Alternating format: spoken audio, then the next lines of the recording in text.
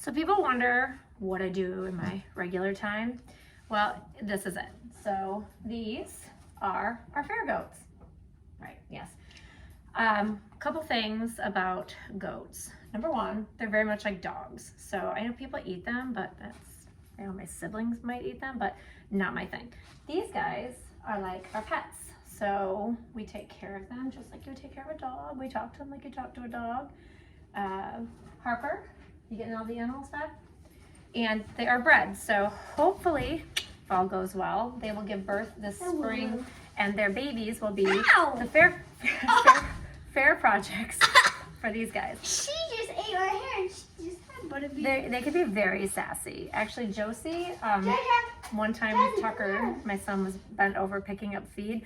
Josie grabbed onto his underwear and like yanked him up like she was giving him a wedgie. I'll probably find that video and post it at some point.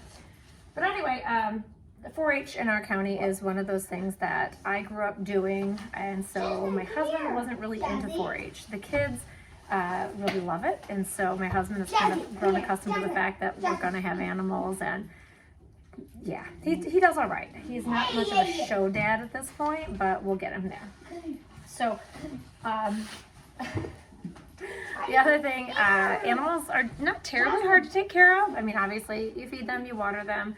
With goats, you have to clip them, like shave them before the fair, and you have to trim their hooves a few times a year, or they get a little out of control. Don't smack her nose. That's not nice. She just took a big, huge bite of mine. Yeah, they will grab onto your hair if you're not paying attention and they're being sassy. So. She's not anyway, obsessed right now. I don't really know what to talk about. Harper, what's your favorite part about having goats? Playing with them. All right. I would say the babies, because when we have babies, that. they're so tiny and so cute and so snuggly.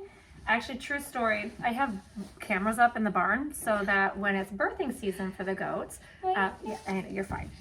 When it's birthing season for the goats, I can check in on them at night, and I'm such a nervous Nelly about it. And Josie was giving birth for the first time, not this past spring, but the spring before, and I had been watching her for weeks. I was totally certain that she was going to give birth at any second.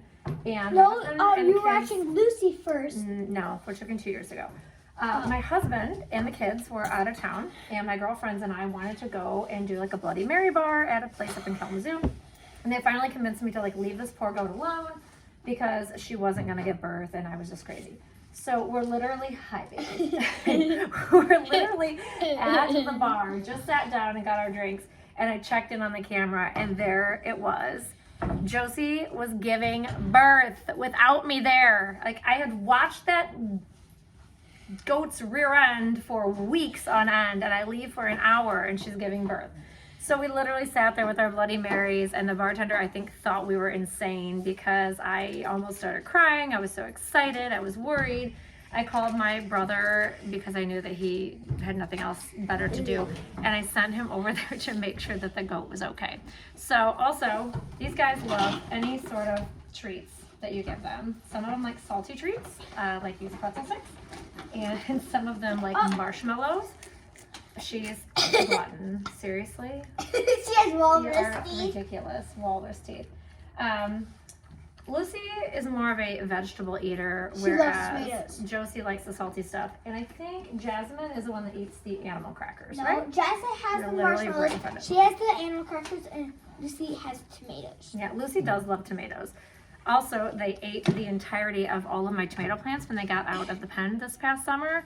So we kind of have a small tomato crop this year.